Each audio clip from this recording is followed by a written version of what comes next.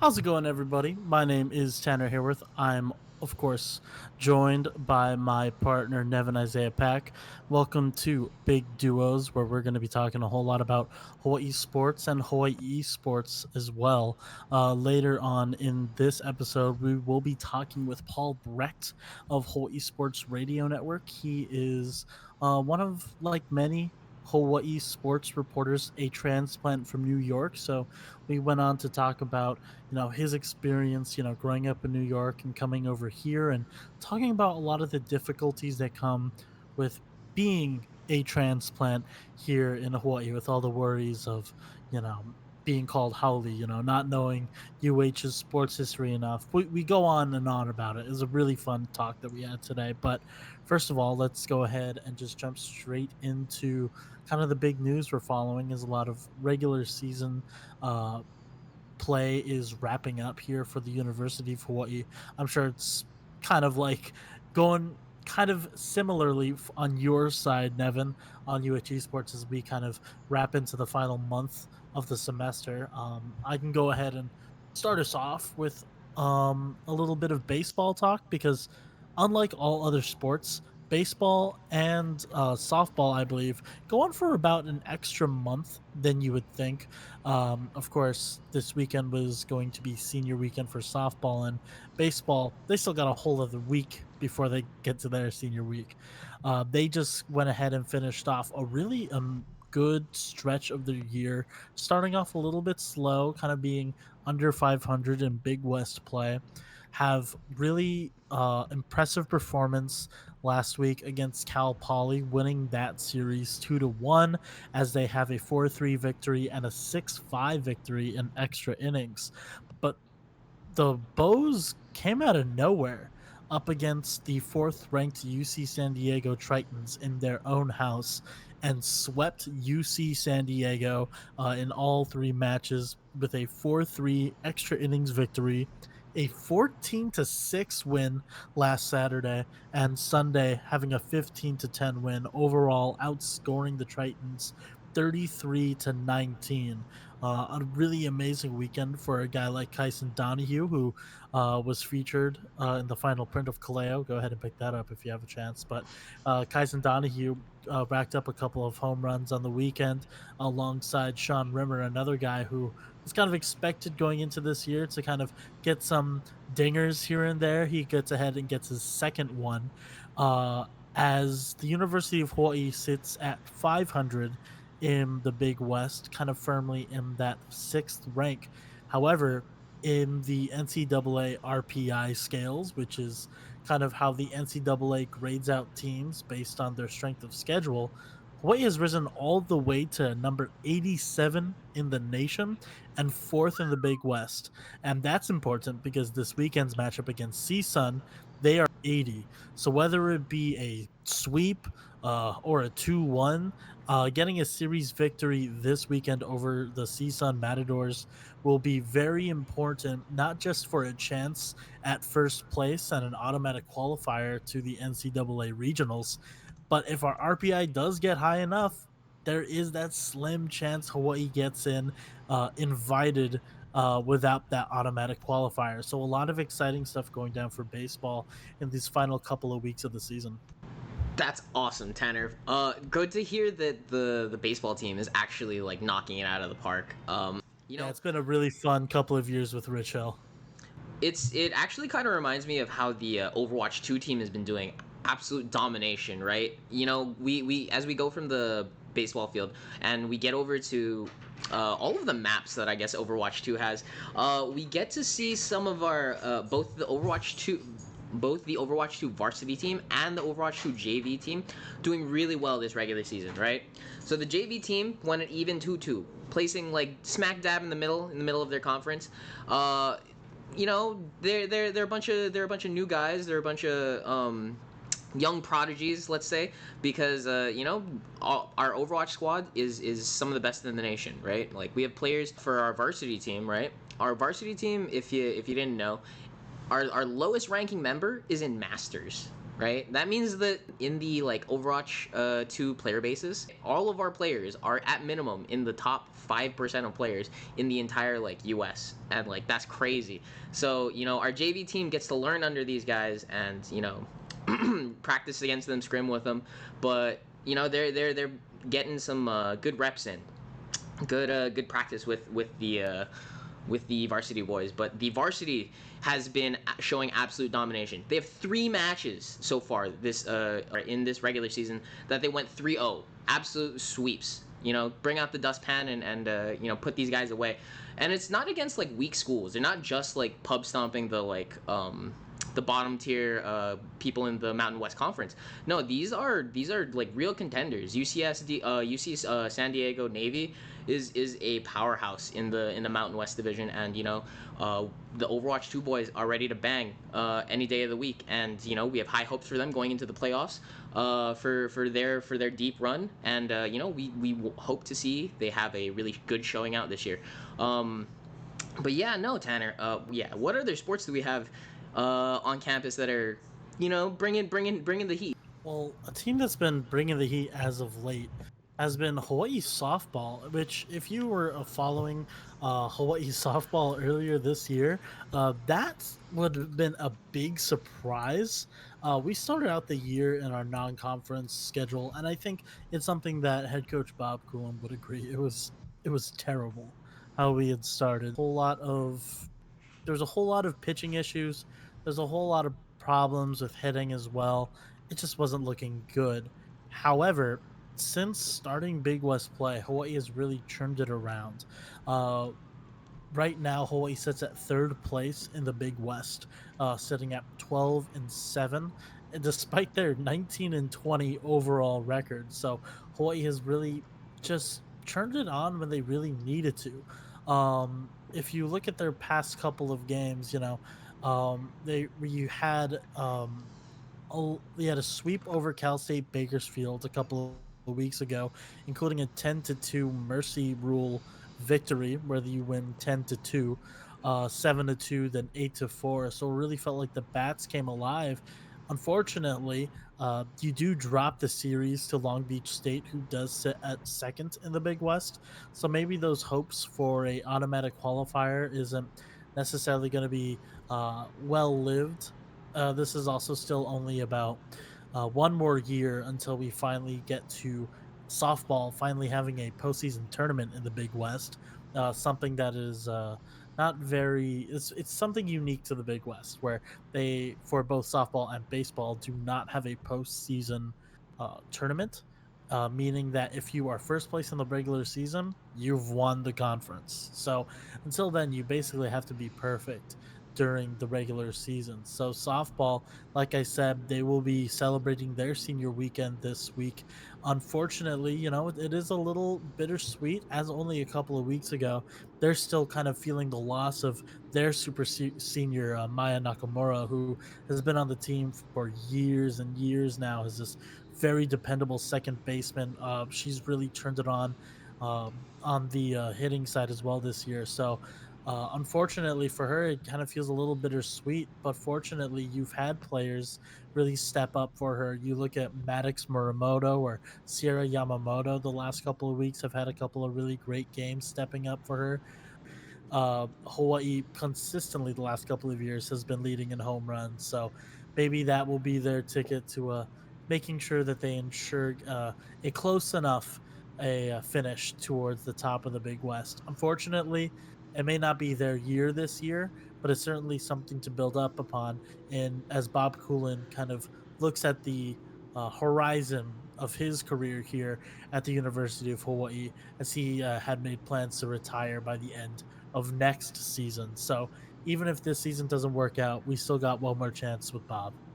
It is very apt to call a lot of those graduations and a lot of those ending stories bittersweet, Tanner, as sports and esports, I guess, run parallel in that instance where it's like, eras come to an end, right? Everybody has their time in the sunshine, and everybody, has a fall from grace, or like, it's time to move on to something new, or just you meet unlucky ends when you tried your best.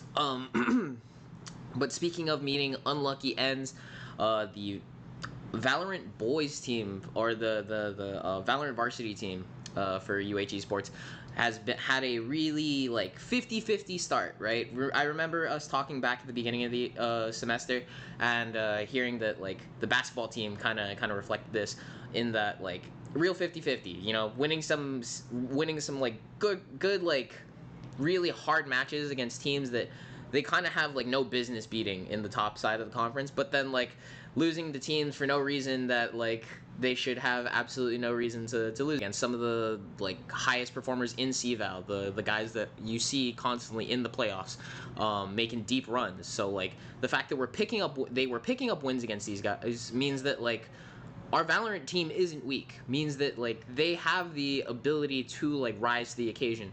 But you know, this isn't a dog walk. This is the hardest thing out here, is to perform consistently every single time that you come to play. And you know, it's just sometimes it's not your year, and sometimes these guys are just like not showing up on their games. You know, a lot of universities are putting a lot more funding into their Valorant programs because of how much more popular the game is, how much like the player base has grown over the years since Valorant was released. Um, yeah, so like you just can't count these guys out, but like the competition levels are rising. They're no longer the like champions that they were 3 years ago. They're you know, just they gotta step it up. The roster's changed. People have moved on. Um, you know, their championship roster like had to break up like the next year, and the guys that are left on the team, like Mikey and Cold Cutie, they are trying to like pick up the they're trying to pick up the slack. And you know, it's watching them is like seeing a good friend that like you know is has seen better days, but right now just life is coming at them. And you know, it's just the guys aren't showing up in the matches they need to be. But you know, it is what it is.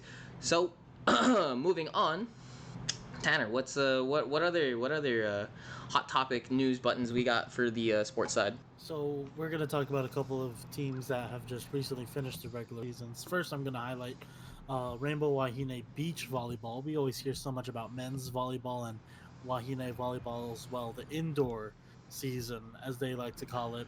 But the Rainbow Wahine Beach Bows, much like the softball team, had to bounce back really quickly. At the start of their season, they started 0-5 in the outrigger Duke Kahanamoku Beach Classic. Of course, it's a very respectable 0-5 when you lose to number 5, number 2, number 7, and number 1 in the nation, kind of in the 3-day tournament. So, you know, it's not the result that you would like, but regardless, you come back and you get 6 straight wins off of that. I think that kind of reflected what this year has been for the Rainbow Wahine Beach, but a very back and forth year where, yeah, it's nice that you start off ranked ninth to start the year. I believe you finished ranked around 11th or 12th to finish off the year.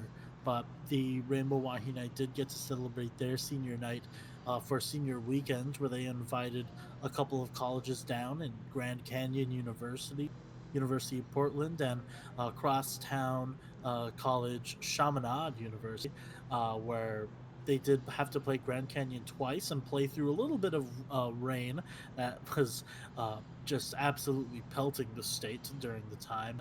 In that final match of the year, the Rainbow Wahine were victorious 4-1, winning 4 of the 5 matches. A couple of seniors had some really great performances.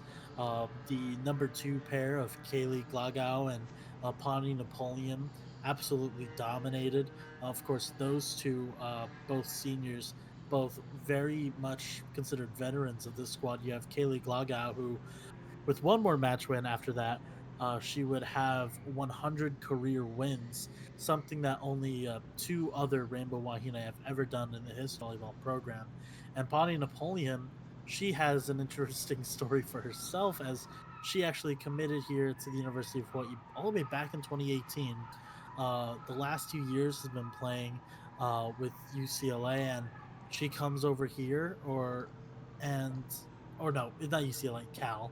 Sorry, they're very close, and they both have CL and A in them. So, uh, my bad on that. But Pawnee Napoleon comes back for her final year of eligibility and absolutely dominates. So the Rainbow Wahine finish off the year with a victory.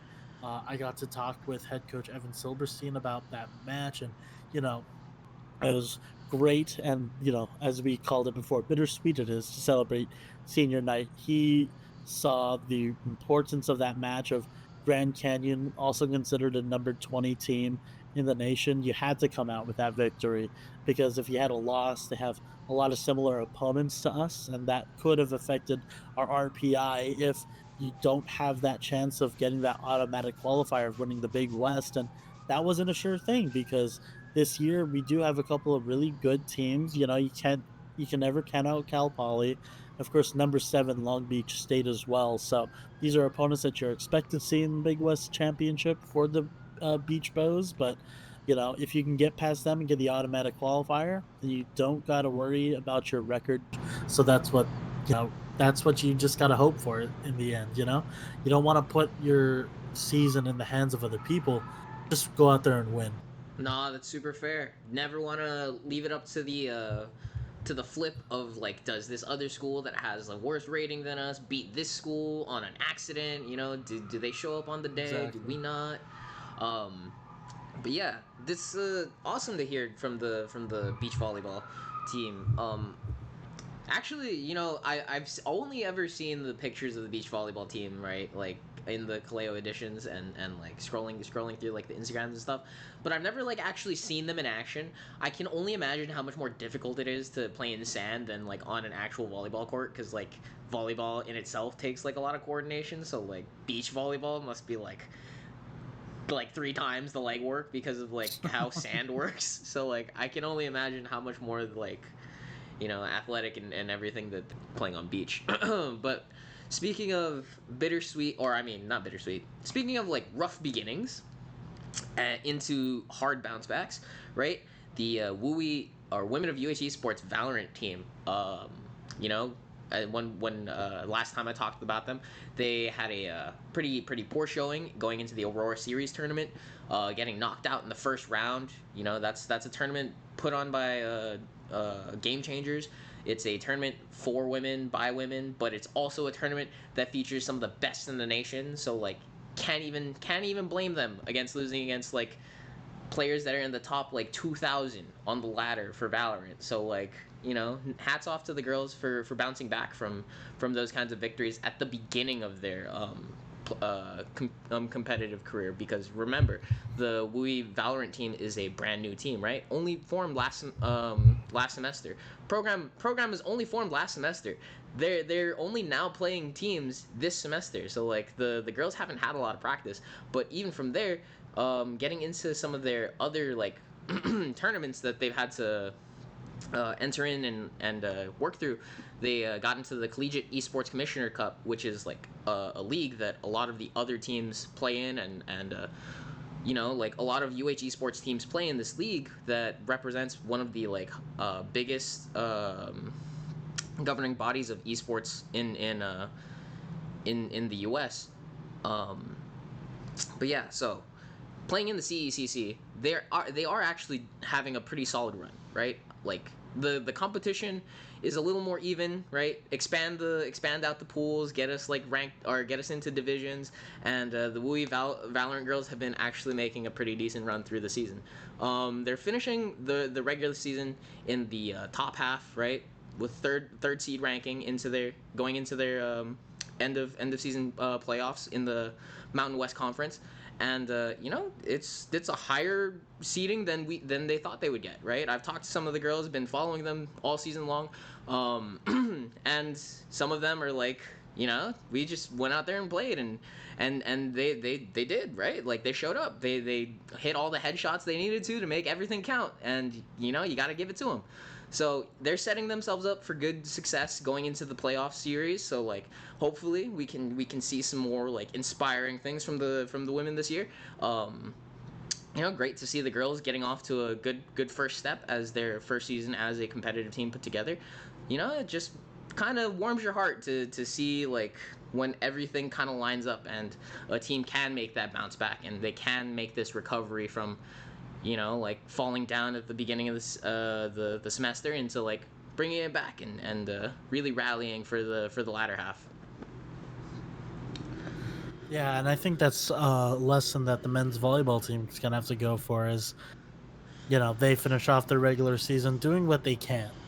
I think that's unfortunately kind of the mantra of this team is we're kind of an underdog now. Unfortunately, as if you weren't following, the loss of their ace, Spiros Hakis, has been really detrimental for the rest of the season, where you try to kind of rebuild his numbers on the aggregate, try to replace a lot of the kills lost by his amazing production with aces and everything.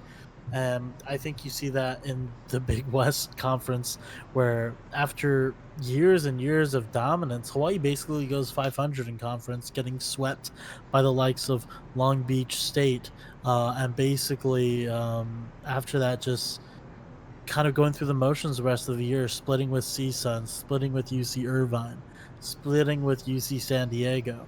So it was a very tough end of the year for the Rainbow Warriors men's volleyball team, but I think it's a tough year that a lot of people were expecting to happen regardless. When you lose such amazing talent and you're kind of on the precipice of a lot of really great players, because we're going to be losing a lot of these guys. We celebrated senior night almost like 2 months ago, it feels like, for this team, and you lose six seniors. Well, Charlie Wade already has six guys lined up ready to come in, and it's pretty much the best opposites and best outside hitters you could possibly find to replace some of these guys. So going into the Big West tournament, yeah, I mean, you go in there with hopes to win, but unfortunately, this might be one of those years where even even if it puts into a factor that Hawaii is hosting, unfortunately, you just have to go in with the underdog kind of status and just say, let's hope we can get a win here. Because even if our RPI is high enough, I'm just not sure if the NCAA will allow us to get in, just because of how disappointing the year ended for the. Dang.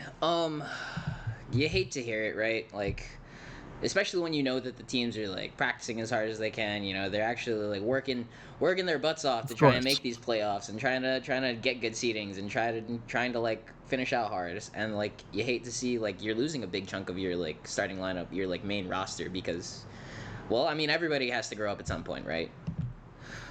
You do? You know what, Tanner? That's a fair point. We're in university. Ain't nobody got I to grow mean, up both. here. I mean, it's literally us too. So. Yeah, true. Well, speaking of teams that gotta that have to think about like what's gonna happen in their future, the Smash Super Smash Brothers Ultimate Team is once again we're seeing another UH team make it to the middle of the pack for their division in the EGF.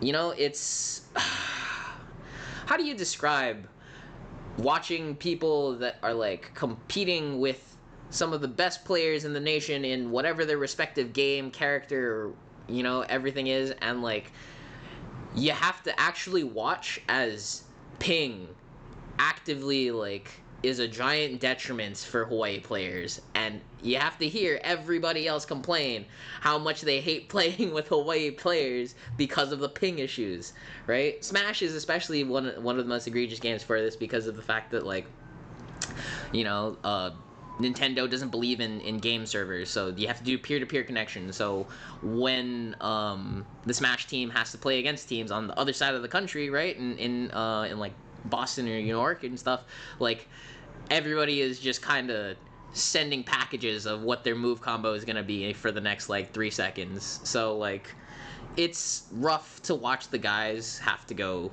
even in a 3-3 when I know that they're like really good. When I see them playing against LAN against each other and like showing up at like the local tournaments, like these guys are monsters. These guys are beasts. I could totally believe you if you told me that they're the best in the nation, and like on some of them, in some of their characters, they're in the top 20s. They're in like respectable rankings for like put some respect on our boys' names of like how good they are on all of their different characters, right?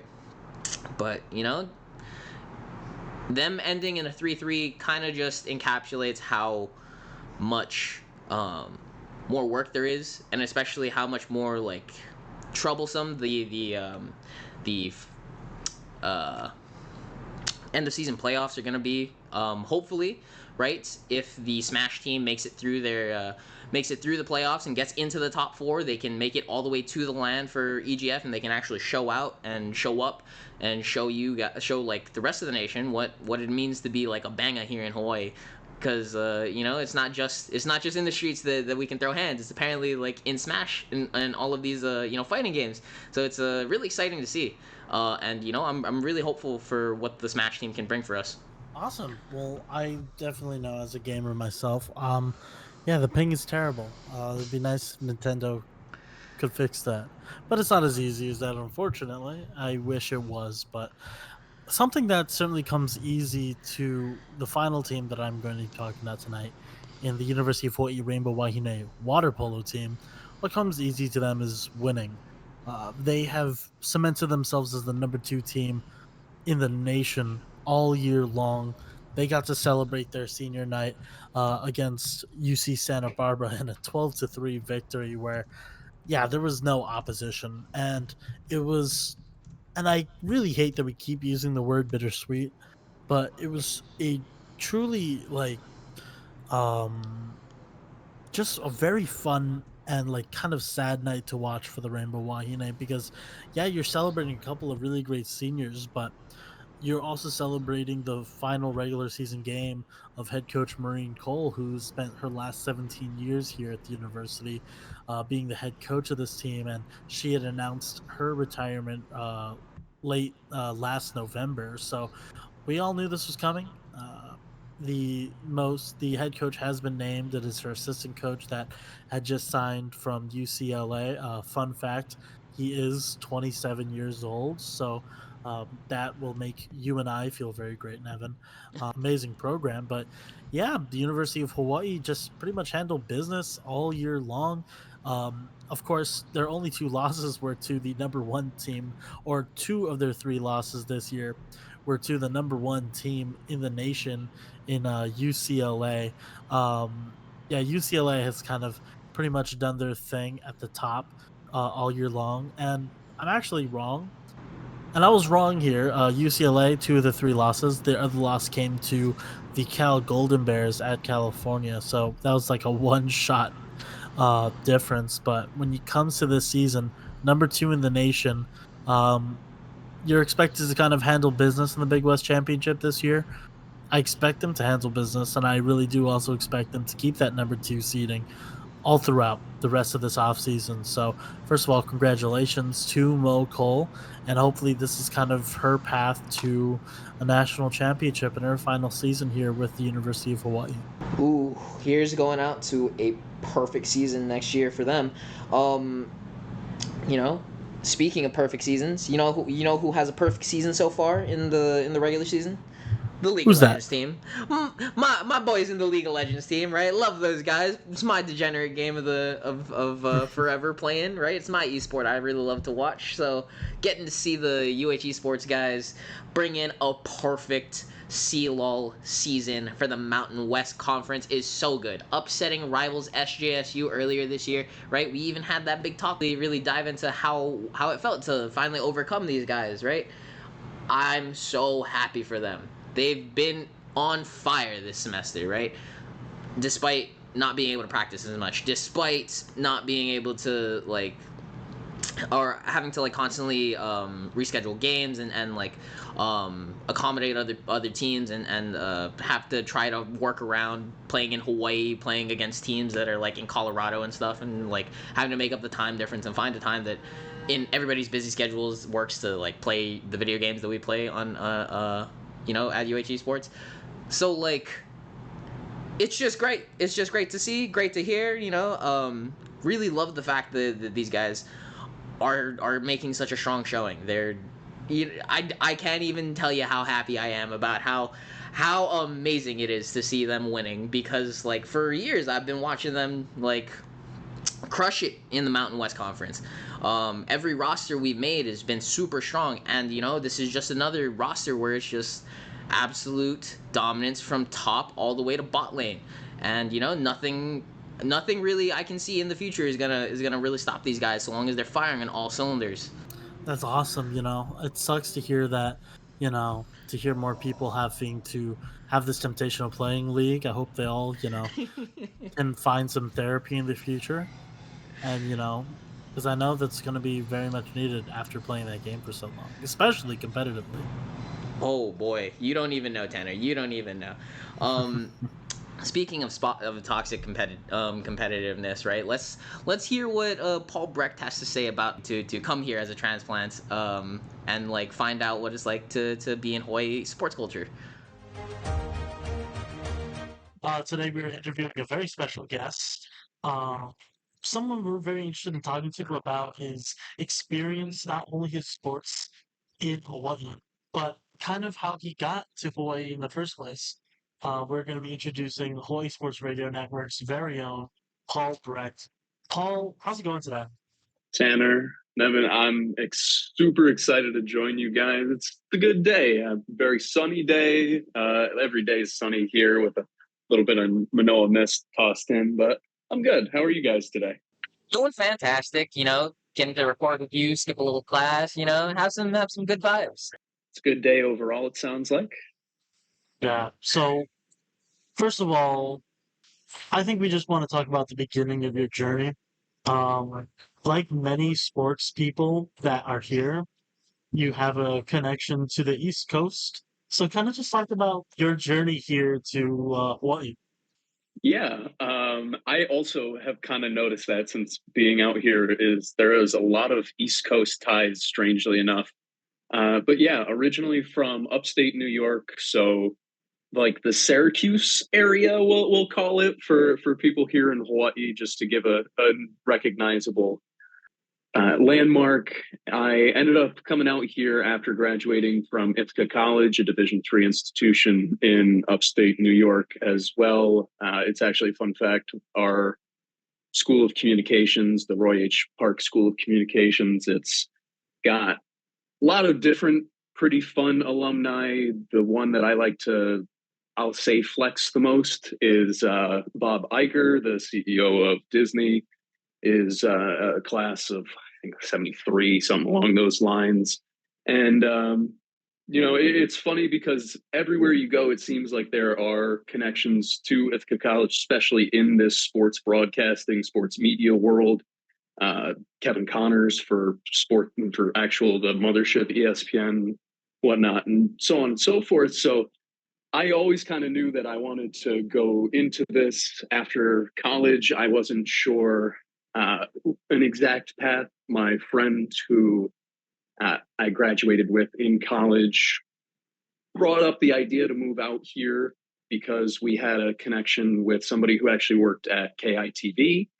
And from there, it was really just kind of a plan to spend a year out here. And I kind of lucked out into meeting Ku'ulei Agbayani, my boss now at Hawai'i Sports Radio Network. And from there, I got a chance to dip my toe in the water of Hawaii sports, and I have not been able to really leave the pool since, we'll say. So, before you came to Hawaii, what was your kind of bearing of University of Hawaii sports? So I always knew of UH as this legendary like brand. It's very recognizable. University of Hawaii, the Rainbow Warriors, the last game on of the night, and all of the cliches there. But outside of that, I didn't really have much of a connection to UH, to be honest. It's not like I grew up watching those wonderful, early to mid to late 2000s teams that obviously Timmy Chang helped lead, Colt Brennan, rest in peace, and all of those glory years. And even on the basketball court, you hear about Hawaii's version of the Fab Five. I didn't have a connection to any of those, and it's been so fun to learn about how rich Hawaii's history is, UH's history is in a whole bunch of different sports. It's funny because like I said, I knew the school more of like the brand. It's Hawaii. I recognized them from. I remember obviously Iran Ganat's first year with men's basketball when they're 13 seed, they upset number 4 Cal, and all of those different memories. But those are just kind of auxiliary memories in the back of my mind. So I didn't know much about athletics until I got here, and then seeing the passion of the people here and the passion of the fan bases, it really inspired me to take a look down memory lane and look down that path of history. And I almost felt silly calling myself a sports fan for not being as aware of just how rich the history of sports here in the islands are, and across multiple sports at that. That's awesome to hear that you've been taking history lessons kind of on like and like the Hawaii sports scene. Can you tell us a little bit about what are some of the big differences that you found coming from the mainland and from the East Coast, and like seeing I guess how we do sports and how like sports coverage is done here in Hawaii? It's definitely different. It's interesting because you're always going to see similarities between whether it be radio stations, television stations, newspapers, so on and so forth. And everybody is going to have their own style. Here, it's funny because I'm going to call it more relaxed, but it doesn't feel that way when you're in it. It's not a relaxed feeling when you're living through every single breaking news item and trying to figure out, do I try and spin this in a positive way? Is this as bad as it really looks?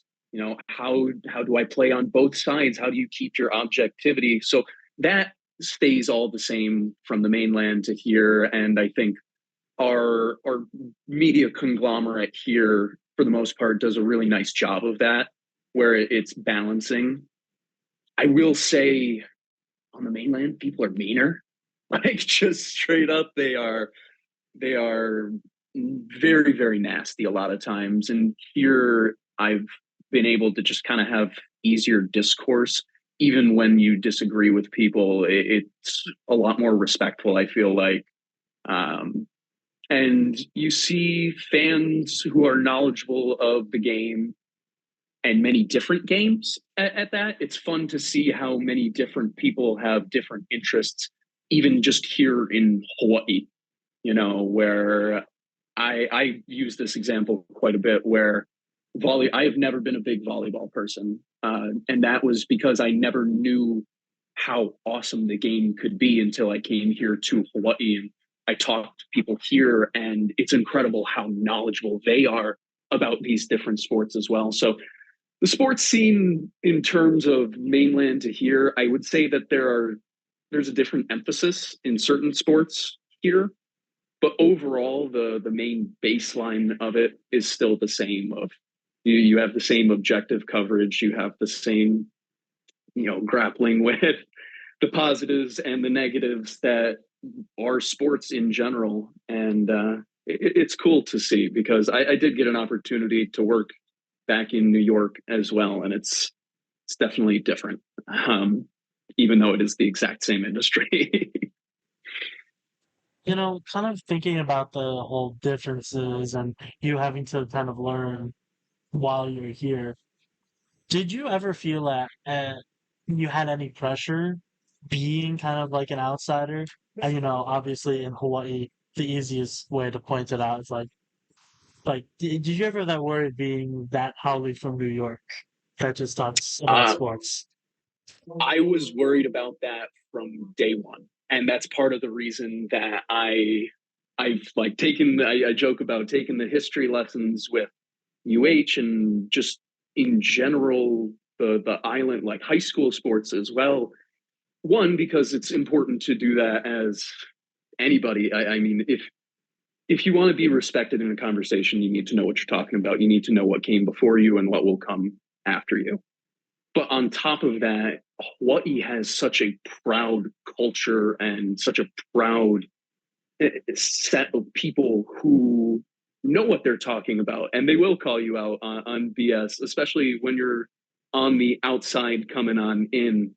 And that was something that, to be totally fair, I was warned about as well on my way in. Is like, listen, there are going to be some people who look at it and you are fighting an uphill battle to try and give them their information. And the truth of the matter is, it's going to be that way everywhere you go. You know, it's unfortunate that we just kind of gravitate to one place or another, but it's also just human nature. And I can't fault anybody for that.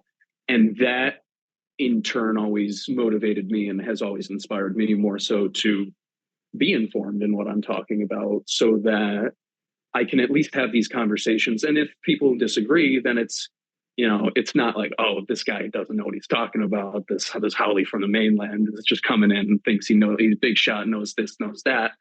And I will say, like, that was a big motivating factor behind just the ferocity that I took behind studying the history of the different avenues of UH and just Hawaii sports in general. So kind of talking about I guess differences that you or differences and similarities that you kind of see in between like all the different sports. What have been some of your highlights that you've been covering since you got here? Like, what are some of your like favorite moments or like things that you've like learned researching like Hawaii sports history, and well as like since you got here, like what have been some of your like highlights in covering like Hawaii sports, you know, like in the modern age? Well, one, I obviously am so disappointed I never got a chance to go to Aloha Stadium in terms of seeing it in its heyday. I got a chance, you know, thankfully I was sent for work to go cover when it was closing down and, you know, take pictures and really experience the full stadium. But it was also one of those moments is bittersweet knowing that there was so much history in that building. There was so much passion and obviously a love from so many people here in Hawaii about that.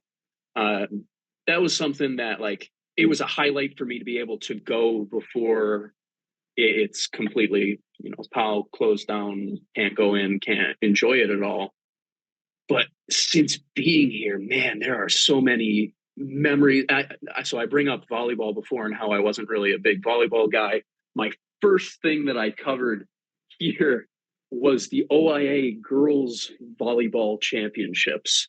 And I think it was Kahuku that ends up winning. And just the pure environment of a high school game, a public school high school game at that, was shocking to me for volleyball, especially just coming from where I had come from and seeing the support not necessarily be at the same level. And then obviously since then I've graduated up a little bit to seeing some University of Hawaii Rainbow Wahine and Rainbow Warriors volleyball games, and those are incredible as well. We had one earlier this season, obviously, where the stand is packed out. I think UC Irvine, obviously, where Spiros Hakas goes down, and it goes from so incredibly loud to you can hear a pin drop. And I won't call that a highlight, but I will call that certainly a memory, a moment I'll never forget.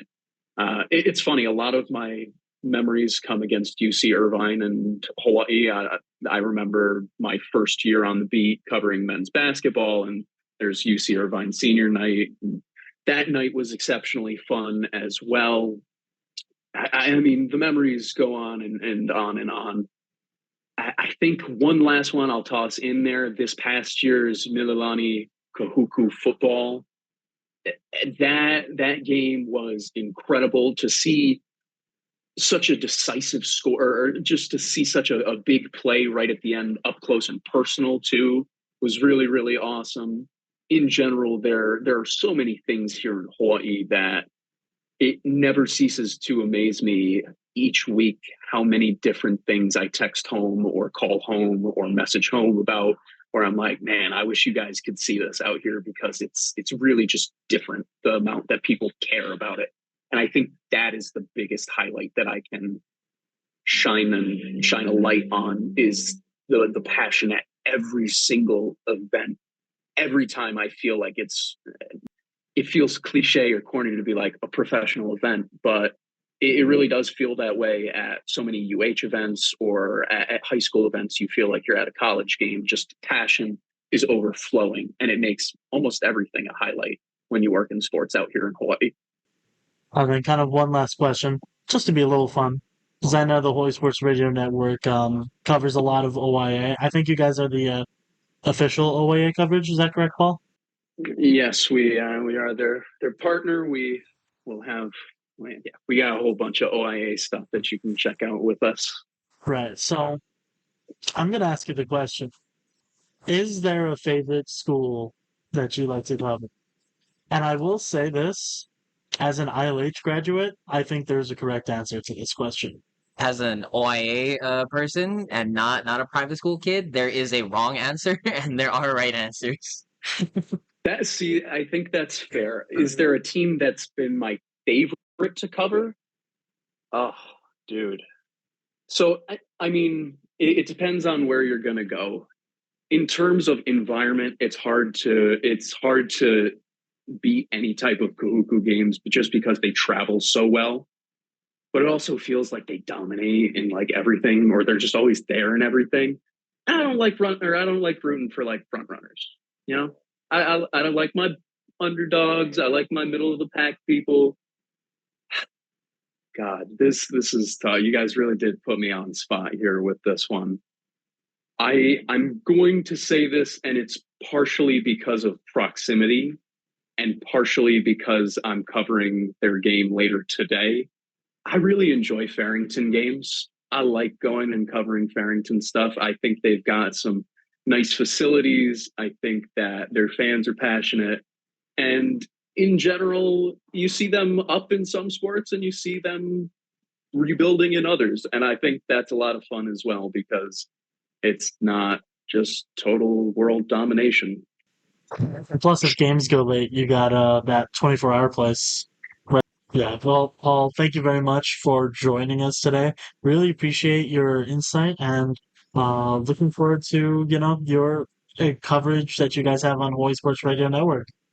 I appreciate you guys having me on. Super fun environment, and look forward to seeing you guys around on the beat. All right. Thank you, Paul. Shoots, brother. Shoots, brother. I'll catch you guys. And that's been episode 3 of the Big Doers podcast with Nevin Isaiah Pack and Tanner Hayworth. We'll catch you guys next time. Shoots.